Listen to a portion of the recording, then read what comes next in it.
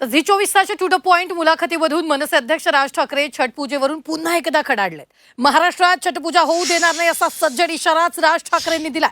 महाराष्ट्रात येऊन आम्हाला ताकद दाखवू नका असं वक्तव्य राज ठाकरेंनी झी 24 तासच्या टू द पॉइंट या कार्यक्रमात केलंय.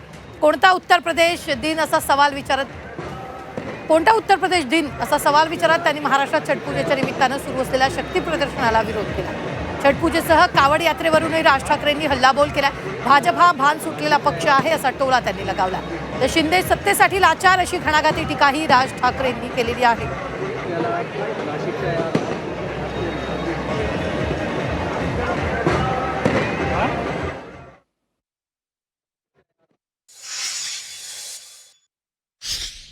आधी दाक्षिणात्य, मग तुमची जेव्हा तुम्ही महाराष्ट्र नवनिर्माण स्थापन केली तेव्हा उत्तर भारतीय, आता जैन किंवा गुजराती किंवा मारवाडी असं एक एक टार्गेट एका प्रश्न टार्गेटचा नाही आहे. प्रश्न असा आहे की ते ज्याला समोर येतात. आता साधी गोष्ट आपण लक्षात घेऊया.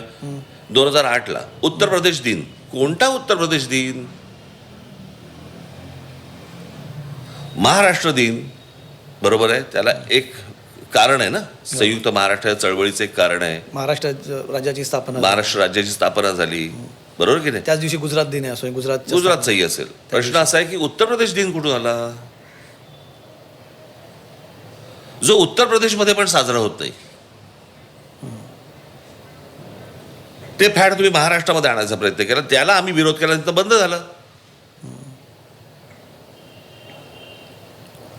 आता हे छटपूजेच्या नावाखाली या ज्या काही सगळ्या चौपाट्या आणि सगळे भरून टाकतायत, कशासाठी भरून टाकतायत? काय सांगायचंय काय तुम्हाला? काय म्हणायचंय तुम्हाला? कोणाला ताकद दाखवताय? तुम्ही हा सुरुवातीला मुद्दा घेतला होता, आहेच मुळी तो घेतला होता. काय असतो नंतर तुम्ही त्याला जेवढा प्रकर्षाने त्याच्यात बंद झालं होतं. हे गेल्या 3-4 वर्षात परत सुरू केलं या लोकांनी, भाजपवाल्यांनी. आता विरोध राहील छटपूजेला. आता मला ताकद दाखवू नका इथे महाराष्ट्रात येऊन. माझा कुठच्याही पूजे बिजेला विरोध नाही. घरात करा पूजा, काय करायची ती. जे आमच्याकडे जो गणपती विसर्जनाचा होतो तो वर्षानुवर्ष होतो, अनेक वर्ष होतोय. ते तिथे होतं म्हणून आता आम्ही आमची ताकद दाखवतो समुद्रावरती. हे करायला जाऊ नका, इथे भानगडीत पडू नका. माझा कुठच्याही प्रार्थनेला, पूजेला, कोणाच्या वैयक्तिक आयुष्यामध्ये मला जायची पण इच्छा नाही आणि गरजही नाही आहे.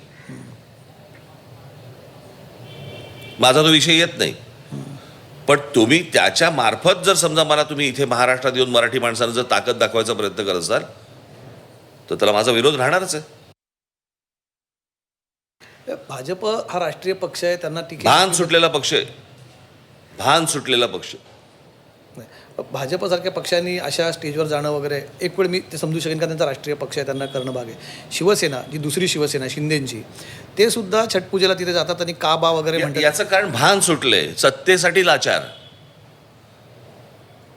जिथून जिथून मतं मिळतील, जिथे जिथे पैसे वाटता येतील, ज्याच्यातनं मला सत्ता मिळेल ते सगळं करा.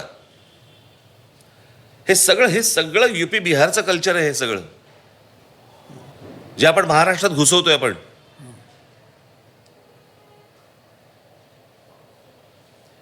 म्हणजे आपण महाराष्ट्र म्हणून त्यांना सुधरवायचं का त्यांनी तिकडनं येऊन आम्हाला बिघडवायचं?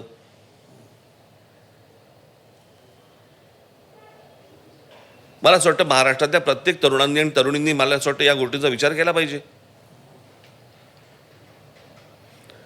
आणि काही नसेल तर महाराष्ट्रामध्ये मग जातीमध्ये पेटवून द्यायचं. महाराष्ट्र तिकडे जातीमध्ये पेटलाय, इथे बाहेरून परप्रांतातले लोक येत आहेत, ते तुमचं अस्तित्व गमावून टाकतायत. सगळीकडनं तुमची धूळधाण फक्त करायची आणि ह्यांना फक्त सत्ता हवी आहे.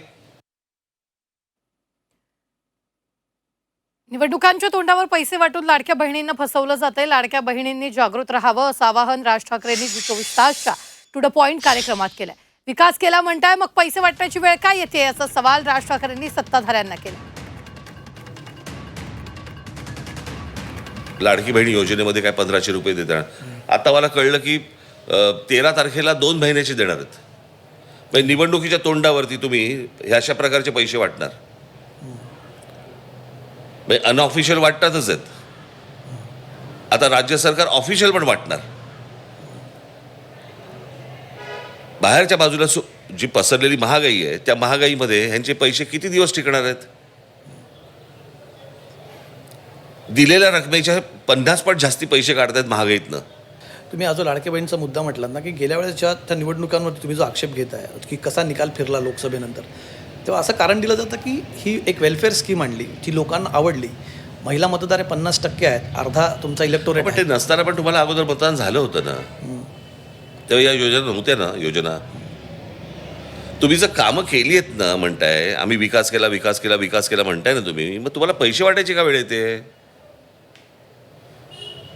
लोक विकास बघतील तुमचा आणि करतील मतदान. तेव्हा जसं लाडक्या बहिणीमुळे निकालात फरक पडला, जर तुम्ही म्हणतात की आता नवीन हप्ता दिला जाईल, त्याच्यात नाही तसंच काहीतरी होईल मग. म्हणजे माझं असं म्हणणे, जागृत राहावं, जनतेने या गोष्टींबद्दल जागृत राहावं. खरं तर माझ्या माता भगिनींनी याच्या बाबतीत जागृत राहावं की हे तुम्हाला फसवतायत, हे तुम्हाला आत्ता देत आहेत आणि महागाईतनं तुमचे सगळे पैसे काढून घेत आहेत. जेवढे देत आहेत त्याच्या 50 पट बाहेर काढून घेत आहेत. हे टिकणारी गोष्ट नाही आहे.